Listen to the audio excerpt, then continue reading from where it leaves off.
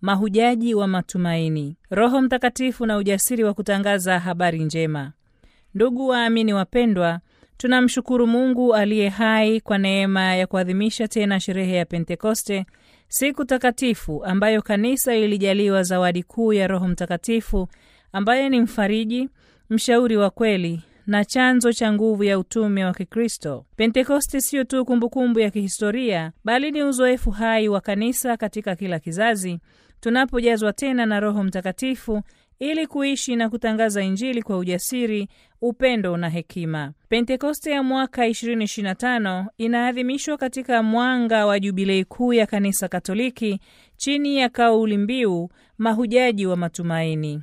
Jubilei ni kipindi cha neema na toba, cha kuanza upya na kutembea pamoja kama kanisa katika safari ya kisinodi, tukisikiliza, tukishirikiana na tukiambatana katika Kristo aliye njia, ukweli na uzima. Katika dunia ya leo iliyojaa hofu, migawanyiko ya kijamii na kisiasa, mmomonyoko wa maadili na kupungua kwa matumaini, sauti ya Roho Mtakatifu inatuita kwa nguvu mpya. Roho Mtakatifu anatualika tuwe vyombo vya Injili ya matumaini, tukijitokeza si kwa fujo wala mabishano yasiyo ya Kikristo, bali kwa ujasiri wa kiinjili, ule unaojengwa juu ya ukweli, upendo na unyenyekevu. Waamini wapendwa, kwa njia ya ubatizo na kipaimara, tumepakwa mafuta kwa Roho Mtakatifu na kushiriki daraja la Kristo kama makuhani, manabii na wafalme. Hii ni dhima ya kila mlei, si kwa wachungaji peke yao, ya kueneza Injili kwa maneno na matendo, ndani ya familia, katika jumuiya ndogondogo za Kikristo,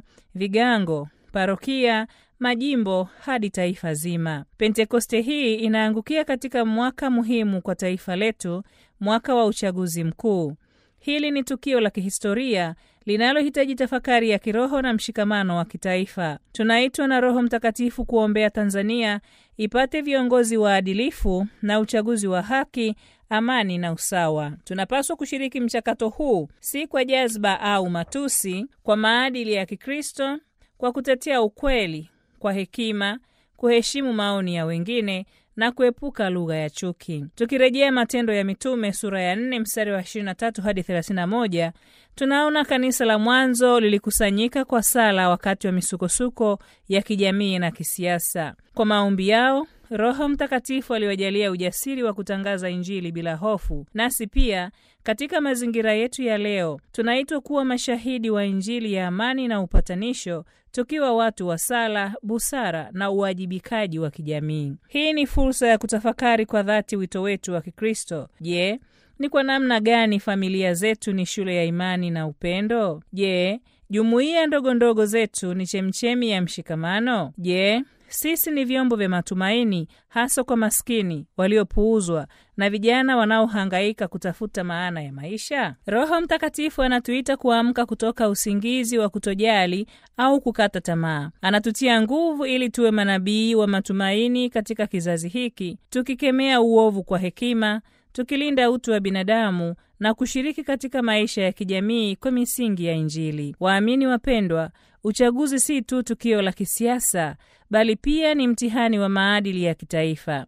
Tutumie zawadi ya uhuru wa kidemokrasia kwa busara na kwa moyo wa ujenzi wa taifa. Tujiepushe na chuki, uchochezi na ushabiki usiozingatia haki na kweli. Amani ni zawadi ya Mungu, lakini pia ni matunda ya juhudi zetu. Pentekoste hii, tukiwa mahujaji wa matumaini na katika matumaini, tuungane na kanisa zima katika sala hii ya mitume. Bwana, utujalie sisi watumishi wako kulisema neno lako kwa ujasiri wote. Tuwaombee viongozi wetu wa sasa na wa baadaye, vyombo vya uchaguzi na wananchi wote, ili uchaguzi wa mwaka huu uwe njia ya neema na si chanzo cha vurugu. Kwa maombezi ya Bikira Maria, mama wa kanisa, na kwa neema ya Roho Mtakatifu, Tanzania ibaki kuwa nchi ya amani, haki na upendo. Tunatamani kila mmoja aweze kusema kama Mtume Paulo, nimevipiga vita vilivyo vizuri, mwendo nimeumaliza, imani nimeilinda. Kwa niaba ya kamati tendaji halmashauri ya walei taifa, mimi ni Sister Gisela Upendo Msuya wa shirika la wamisionari wa Ekaristi Takatifu na uinjilishaji mpya.